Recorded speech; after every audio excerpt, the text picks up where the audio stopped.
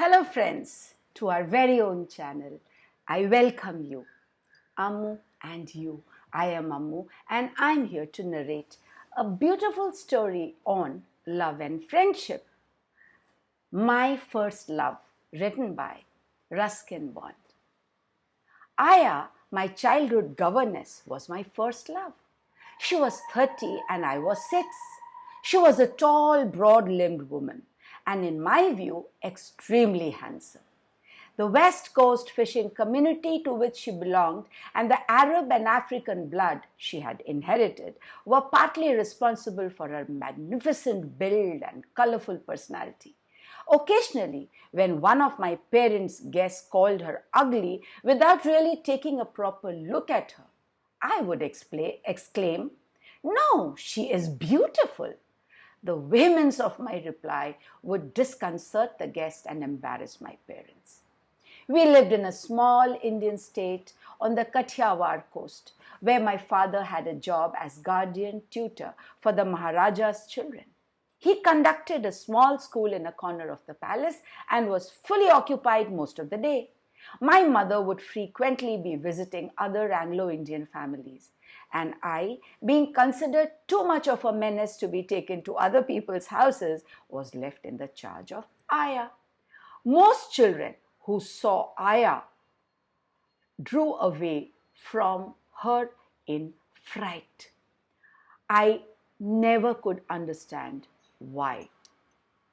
She had the wrestler's arms, her broad, quivering hips were at first disconcerting to a child. Maybe she had thick, crinkly hair and teeth stained red with the juice of innumerable palm leaves. Her hands were rough and heavy, as I knew from the number of times she had brought them down on my bottom. When she was angry, her face resembled a menacing thundercloud. But when she smiled with pleasure, it was as though the sun had just emerged, lighting up her features with a great dazzle. Ayah frequently beat me, but soon afterwards she would be overcome by remorse. And then she would take me in her strong arms and plant heavy, wet kisses on my eyes and cheeks and mouth.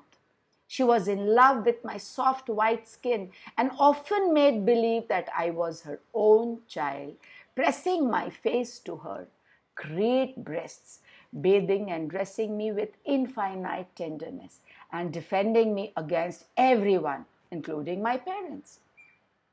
Sometimes, when my parents were out, I would insist that she would bathe me.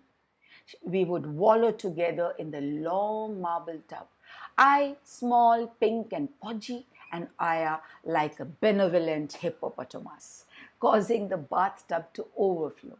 She scrubbed and soaped me while I relaxed and enjoyed the sensation of her rough hands moving over my back and tummy. And then, before she could heave herself out of the tub, I would leap from the water and charge out of the bathroom without my clothes. Ayah would come flapping after me, a sheet tied hurriedly around her waist, and we would race through the rooms until finally she caught up with me, gave me several resounding slaps, watched me burst into tears, and then break down herself and take me to her comfortable bosom. Ayah taught me many things. One of these was the eating of pan, a betel leaf containing lime, finely cut areca nut, and some cardamom. It was a scarlet tinge in the mouth which came from eating pan that appealed most to me. I did not care much for the taste, which was bitter, but I was fascinated by the red juice which Ayah really would show off on her lips.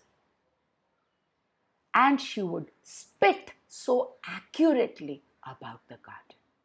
When my parents were out, she would share her pan with me and we would sit in the kitchen and gossip with the cook. Before my parents came home, Ayah would make me rinse my mouth with warm water and with rough fingers she would scrub my teeth clean. A number of snakes lived in the old walls surrounding both our bungalow and the palace grounds. They seldom ventured into the house, but when they did, Ayah was against killing them. She always maintained that they would not harm us provided we left them alone. She once told me the story of a snake who married a poor but beautiful girl. At first, the girl very naturally did not wish to marry the snake, whom she had met in a forest. But the snake insisted, saying, "I will kill you if you refuse," which of course left her with no alternative. Then the snake led his bride away and took her to a great treasure. "I was a prince in my former life," explained the snake, "and this is my treasure. Now it is all yours." And then he very gallantly disappeared. Which goes to show that even snakes are good at heart, said Ayah.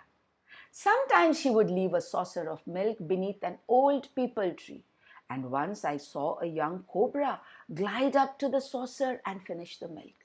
When I told Ayah about this, she was a little perturbed and said she had actually left the milk out for the spirits who lived in the peepal tree. "I haven't seen any spirits in the tree," I told her. "And I hope you never will, my son," said Ayah. "But they are there all the same. If you happen to be standing beneath the tree after dark and feel like yawning, don't forget to snap your fingers in front of your mouth. Otherwise, the spirit will jump down your throat." "And what if it does?" I asked. For a moment, Ayah was at a loss for an answer. Then she brightened and said, "It will probably upset your tummy." The peepal was a cool tree to sit beneath. Its heart-shaped leaves spun around in the faintest breeze, sending currents of cool air down the branches. The leaf itself was likened by Ayah to the very top to the branches, and she told me I ought to be built that particularly the way the leaf was when I grew up, like likening it to a perfect male torso. What a description and an analogy. One day we strayed into the ruined palace, which had turrets and towers and winding passageways. And there we found a room with many small windows, each window pane set with colored glass. I was often to spend hours in this room, gazing out at the palace and lake and gardens through the colored window panes. When the sun came through the windows, the entire room was suffused with beams of red and gold and green and purple light, playing on the walls and on my face and clothes. The state had a busy little port, and Arabs' dhows sailed to and fro from across the Gulf of Kutch. My father was friendly with the captain of a steamer making trips to Aden and back. The captain was a jovial, whiskey-drinking Scotsman, and he stuffed me with chocolates and suggested that I join the crew of his ship. The idea appealed to me, and I made an elaborate plan for the voyage, only to discover one day when I went down the docks that the ship had already sailed away forever. Ayah was more dependable. She hated seeing me disappointed. When I told her about the treachery of Captain McWhirr, she consoled me with the promise of a ride in a Tonga, a two-wheeled horse-drawn buggy. Apparently, she had a friend who plied a Tonga in the bazaar. He came the next day, a young man sporting an orange waistcoat and a magnificent moustache. His name was Bansi Lal. Ayah put me on the front seat beside him, while she sat at the back to try and maintain some sort of equilibrium. We went out of the gate at a brisk trot, but as soon as we were on the open road circling the lake, Bansi Lal lashed his horse into a gallop, and we went tearing along the road at a furious and exhilarating pace. Ayah shouted to a friend to slow down, and I shouted to him to go faster. He grinned at both of us, while a devil danced in his eyes, and he crackled his whip and called endearments to both Ayah and his horse. When finally we reached open country, he slowed down and brought the Tonga to rest in a mango grove. Ayah struggled out, and after berating, Bansi Lal sank down on the grass while I was off to explore the mango grove. The fruit on the trees was as yet unripe, but the crows and mynas had already begun to feast on the mangoes. I wandered about for some time, returning to the clearing by a different route to find Ayah and Bansilal together. Ayah had her back to me. They saw me and gave me a confused look.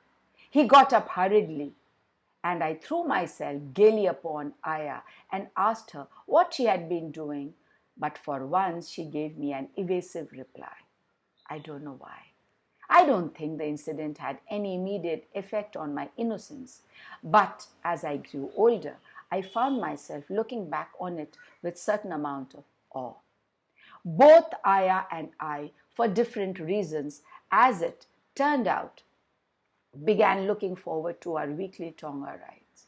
Bansi Lal took us to some very lonely places, and both of us had loads of fun. But the Tonga rides really meant the end of my affair with Ayah.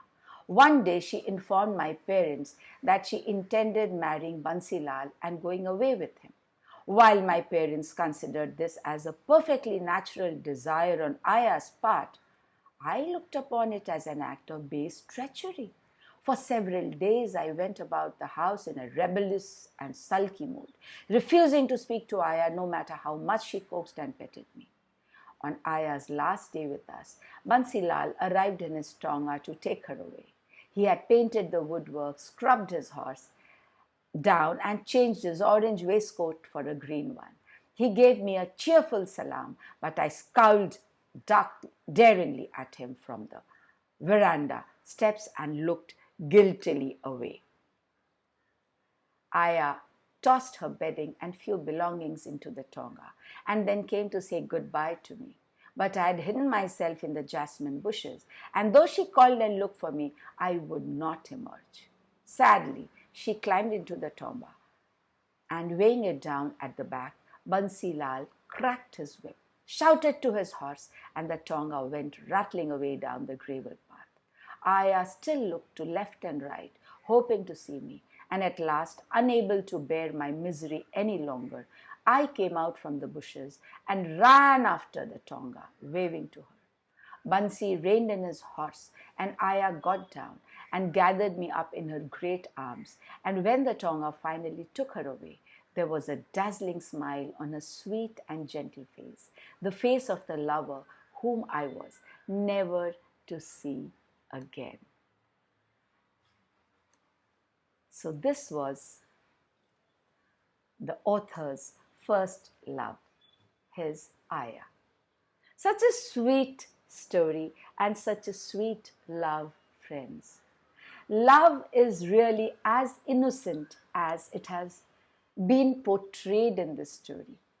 It knows no boundaries, it has no names, it just stems out from the heart. Let me know how you like this story. Thank you so much for encouraging me in my journey of storytelling. Please may I request you to like, share and subscribe and help me take our channel far and higher up, reaching out to more and more and more people. Thank you so much. Wait for me and I will soon come back again with another beautiful story to narrate to you. Take care. Bye-bye.